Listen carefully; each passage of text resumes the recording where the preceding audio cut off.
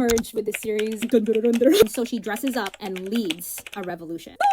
In 2025, I fell in love with reading again. Hey, it's Day and welcome back to my channel where we talk about manga, manhwa, and anime, all things that I love. And in 2025, I would say for sure that I got over my very prominent reading block that I was struggling with last year, and I fell in love with reading again. It may not seem like it because of the lack of posts here on YouTube and the lack of showing of how much I fell in love with reading, besides of the small snippets and moments that you guys got for my shorts at least. But I think it's even a better indicator that I was just enjoying the act of reading manga specifically back in 2025 rather than focusing on trying to prove it to a camera. And not that I'm saying like everything I do in this channel is performative, but there's a degree of perfectionism that that I cannot help but aim for when it comes to talking about series that I love, that I can't let go because of the fact that like it always feels like I'm trying to prove it to myself that I deserve to be talking about these books. I know it's crazy. It's a mindset that I have to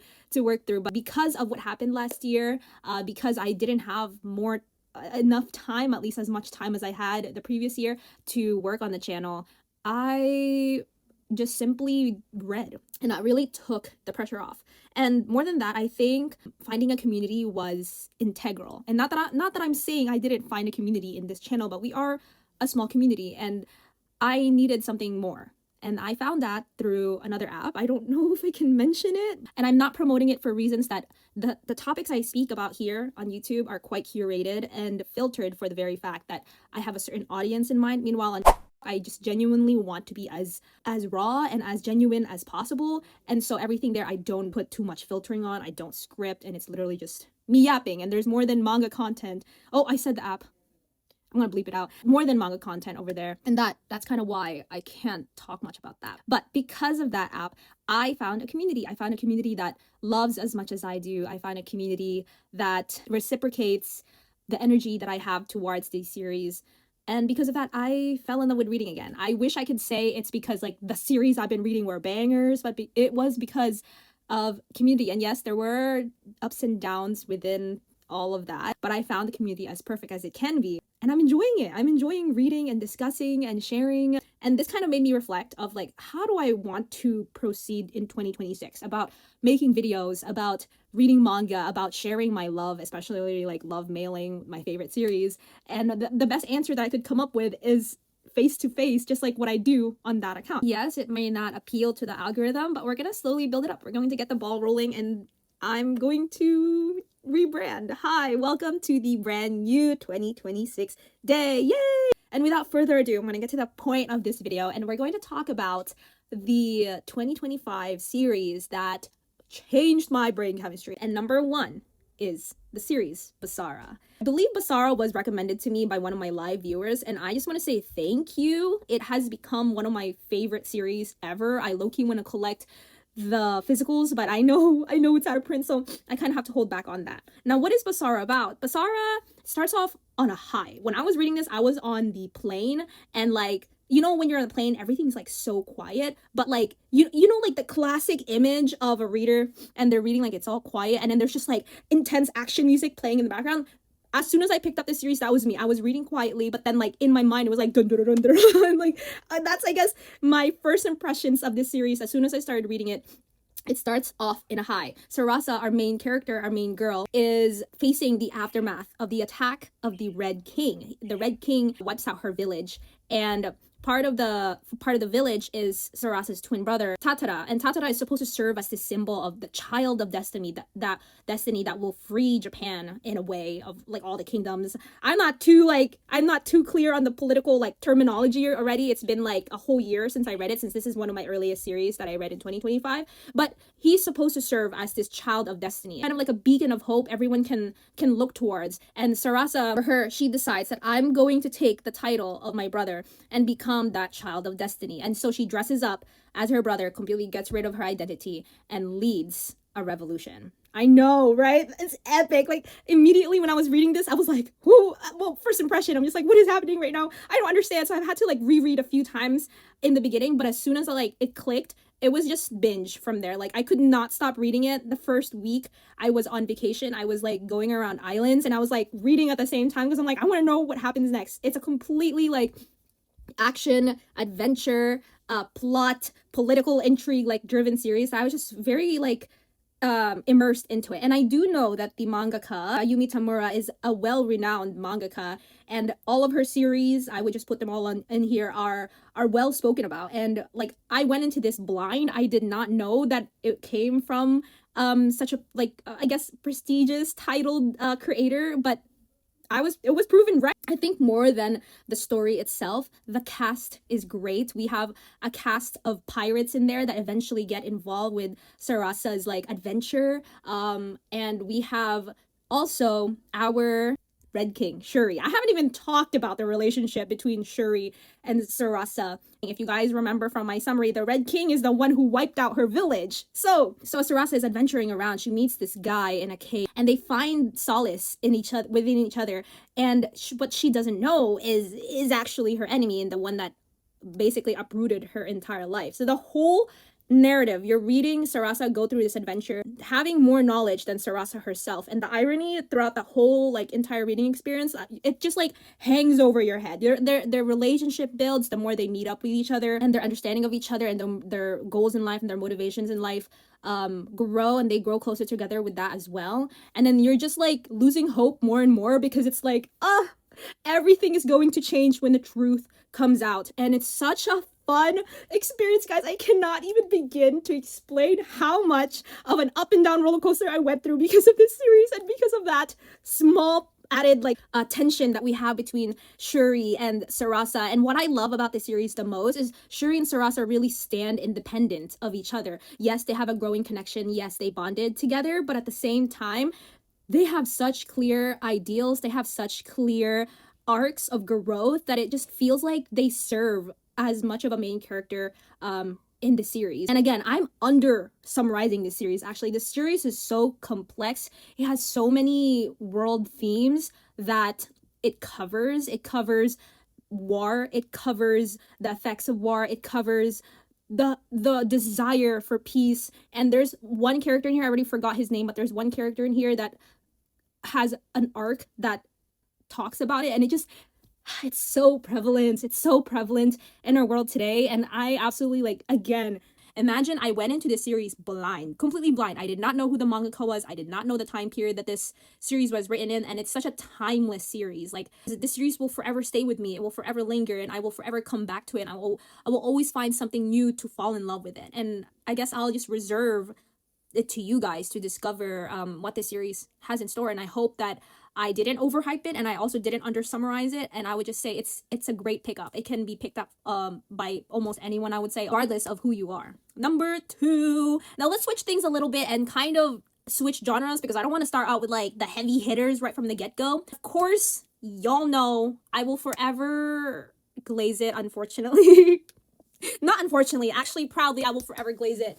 It is the series Reliving My Life with a Boyfriend Who Doesn't Remember Me. Fun story about this series, every single time that I request it, because usually when I get my manga, I request it with like the Barnes & Noble worker, and I'm like, can I get the volume 5 of this series? And they're like, what is the title? And I'm like, Reliving My Life with a Boyfriend Who Doesn't Remember Me. The title doesn't help. The title doesn't help. It makes me feel conscious whenever I talk about it. But it's such a beautiful series, guys. I made a whole video about Eiko Mutsuhana, which is the author of this series, and I would say Eiko Mutsuhana is one of the greatest romance writers I've ever read, both book form and manga form. And like, maybe I'm talking too highly. Again, I don't want to overhype it for you guys, but the way she writes building connection, and the way she writes tender relationships, not just romantic relationships, but also platonic relationship, it just like, it speaks to me. It connects to me on a different level. And I believe this made it change my brain chemistry tier in 2024 as well. It has done that even more in 2025 because of the arcs that we have in the previous volumes that released this year. Made me cry. Every single volume makes me cry. What is it about? Essentially, it's about Oriana, which is our main girl here, and her loving partner, Vincent. Oriana one day dies, and she lives her life, and unfortunately her partner Vincent does not remember her. That's kind of the gist of the series, but it's a very angsty series. The whole time Oriana is yearning for this past relationship that she once had, and treasured, and something so precious to her is no longer like the same, and like it's different because of course. And Vincent, it's funny because the setup, like Vincent doesn't remember Oriana, but he knows that there's weird like drawn attraction, and there's this weird attraction that he feels towards Oriana, and the whole time she's just like, no, shut it down, I'm gonna shut it down. And it's so funny to see like him like saying like, this isn't right, like what's happening, like who are you, you came out of nowhere, because Oriana is crazy, and Oriana's like, I love you, and then Vincent is like like side eye, who are you, I'm scared, like that kind of reaction dynamic. But it's so cute to see it like unravel. I'm only on volume 5 because I am reading it physically, and I'm excited to see how this ends. And I guess quick aside, there's an anime coming out, guys. I think I manifested hard enough. Same thing with another series of Eiko Mutsahana, Hi, I'm a Witch and my crush. I am a witch and my crush asked me to level I already forgot the title. There you go. I'm just gonna put it up there. Yeah, and I think one of the things, aside from the romance, of course it is the romance genre, aside from the romance, I want to highlight the friendship in this series. The friendships in this series are so tender, and not just the friendships of Oriana, because usually we tend to focus on the friendships of our main character, which is Oriana, but we also kind of cover the friendship of Vincent with Miguel. Let me see if I could find Miguel for you. I don't know if right here. Vincent is the red-haired guy. I mean, not Vincent. Miguel is this, and Vincent is the red-haired guy. And then we have Oriana, and her best friend is Yana. And there's just so many like to be explored within the different friendships that we have in this series. Even with like Oriana and her like less close friendships are nice to see and see develop. Again, like for me, what really affirmed that Eiko Mutsahana really cared about those platonic relationships is this volume really affirmed it, because it does a throwback to something in volume 2,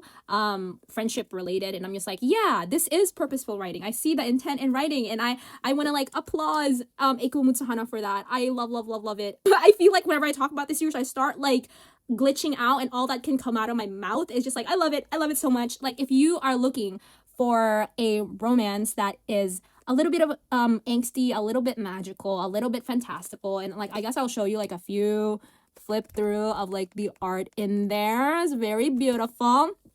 I would pick up this series. I would please buy this series. I feel like it's so underrated. I don't see it in a lot of people's shelves. It's such a beautiful series, guys. It's so beautiful. Like let me show you the colored panels itself. Like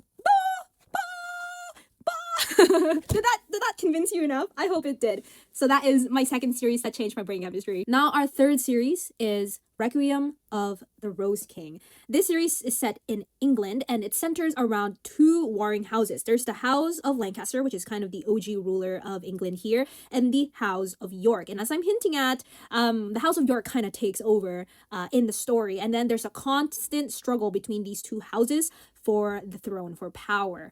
And our main character is Richard, and Richard is the third son of the House of York. So like right from the get-go, he isn't actually like in line for the throne at all. Like in the beginning, there wasn't actually like a possibility that he would aim for the throne. And Richard is such a unique character. His whole thing is that he is born intersex. He is born with both male and female parts, and because of this, he has lived in shame his whole entire life. I mean, nobody else knows about this part of Richard except his mother. But because of this, his mother kind of labels him to be this cursed child, and he is like severely neglected by his mother, and he lives a very lonely childhood. There is one person, however, that loves him unconditionally, and this is his father.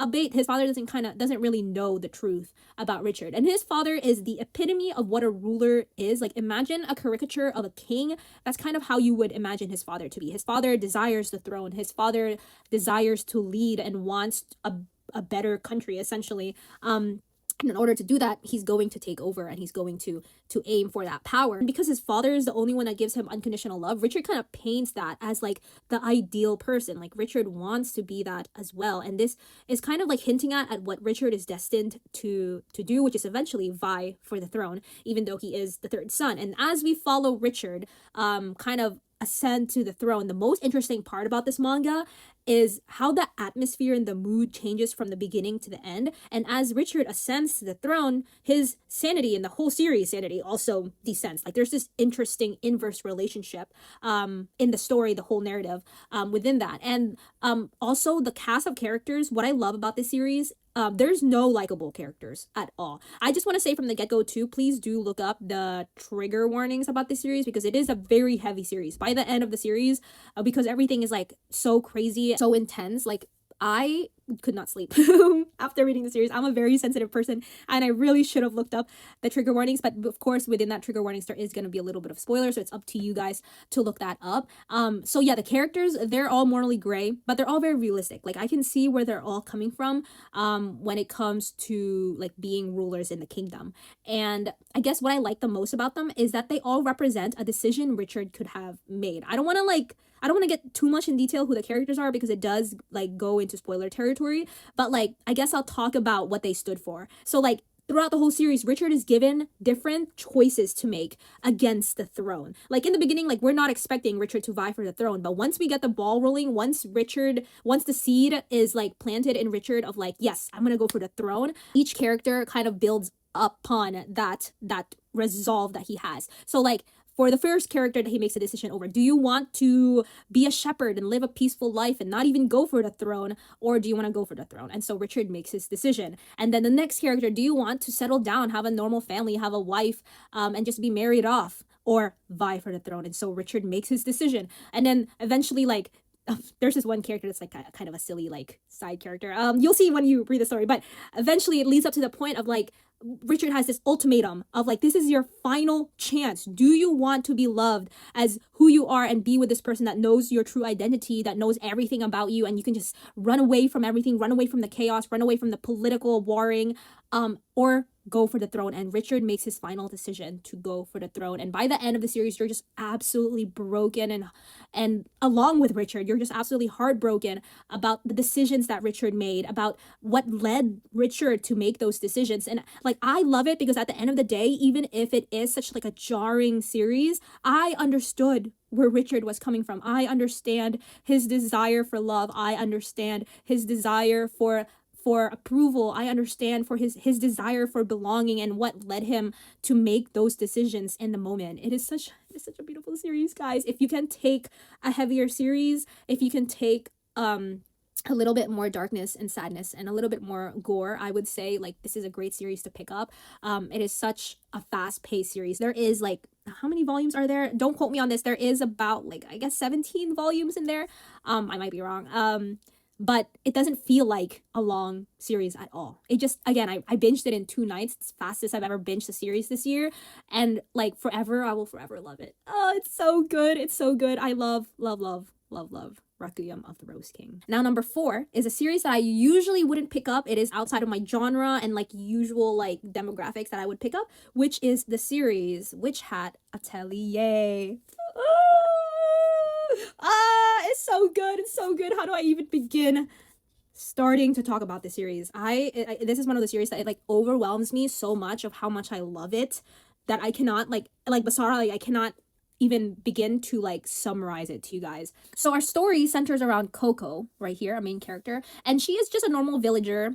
She helps out with her mom in her textile shop, but Coco wishes nothing but to become a witch. In this world, there are witches, and they're kind of an anomaly in society.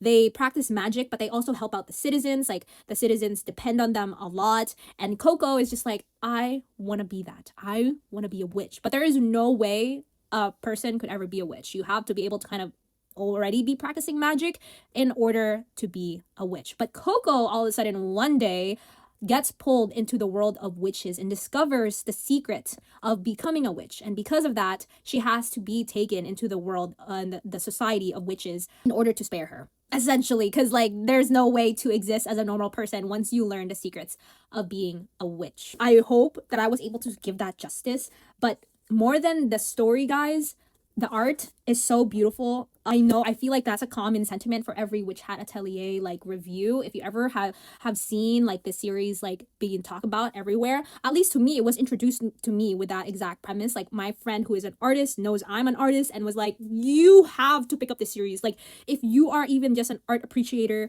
to any degree, you have to pick out the series. And I have like demand avoidance, and because like he did that, I didn't pick it up until like a year later of his recommendation. But I can't deny the claims. It has one of the most beautiful paneling, the most beautiful composition, the most beautiful use of contrast, the most beautiful use of textures.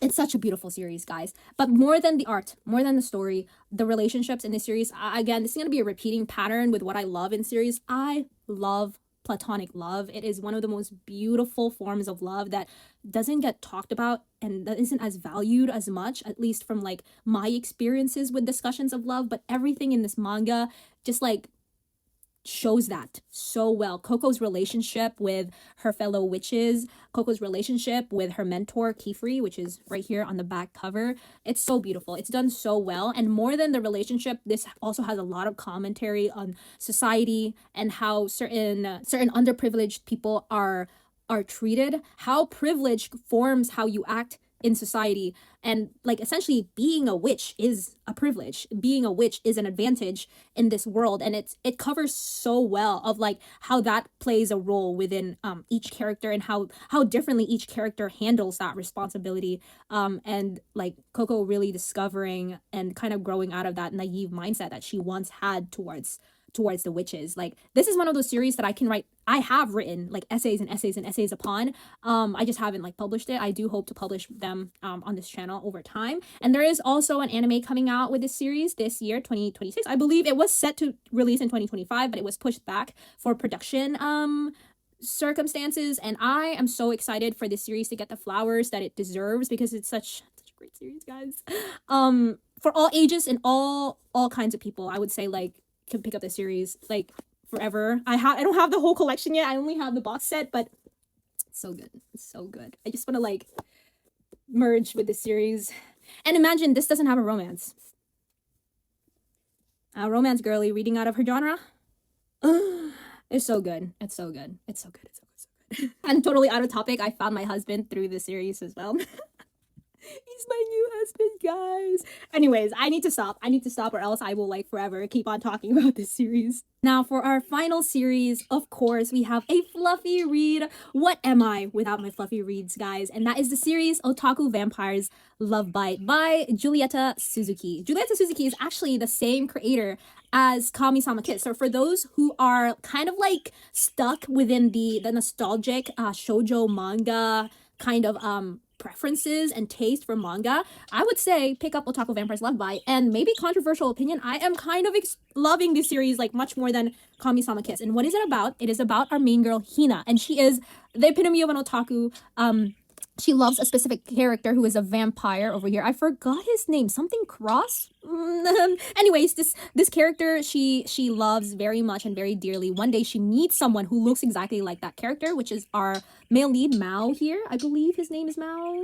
Oh no, the character's name is Mao. The male lead's name is Amanatsu. There you go. His name is Amanatsu. He meets Amanatsu and he looks exactly like her favorite character, Mao. And of course, she is immediately like drawn to him, wants to befriend him, and they become neighbors. And Amanatsu's first reaction to that is like, that's weird. Why are you comparing me to an anime character? Like, I don't want to be your friend. And inevitably, they do get involved with each other more in the series, and they form a really, really cute friendship. Like, Amanatsu really supports Hina's like otaku tendencies as much as he like grumbles over it. He is a tsundere. I love me. I can't help it. I'm weak, guys.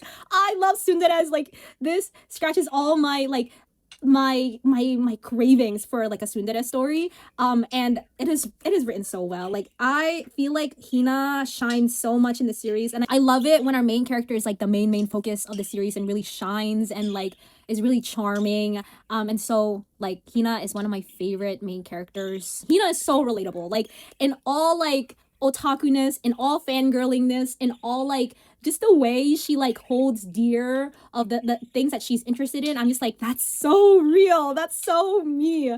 I love it so much. Like I truly like, I only have I believe 5 volumes of this series. It's quite early in the series, and I'm like eagerly waiting for the rest of the series to come out. Another one of those that I'm like purely reading physically, and I'm so excited. This is also another series that I like want an anime for, and I think we might get one. I genuinely believe, guys, that I've been manifesting quite well for all the series that I've read, and everything that I've held like close to my heart have just gotten announced an anime. So I'm gonna hope for for this one as well. It's so cute. If you're really looking for like a fluffy pickup, I would say pick up Otaku Vampire's Love Bite, especially for those who kind of want a more lighthearted read. I know we talked about some heavy hitters in this video, more like angsty and darker series, but this is like my ultimate fluffy read from 2025 and will forever stick with me. And that kind of wraps up of all my favorite manga that I read in 2025. We also have read a lot of manhwa in 2025, but I'll make another separate video for that. What are y'all's favorite 2025 reads? I truly, like, again, by the time I was done with my like challenge of 3,000 words in 3 months, I truly just fell in love with reading again. I again attribute it to the friends that I made on other platforms for like just warmly receiving my love mail for this series. I hope I can share the love with you guys as well. I hope that it's contagious, and I hope that you guys also found some great reads that to pick up. And so this has been Day. Keep on dreaming peace. Bye!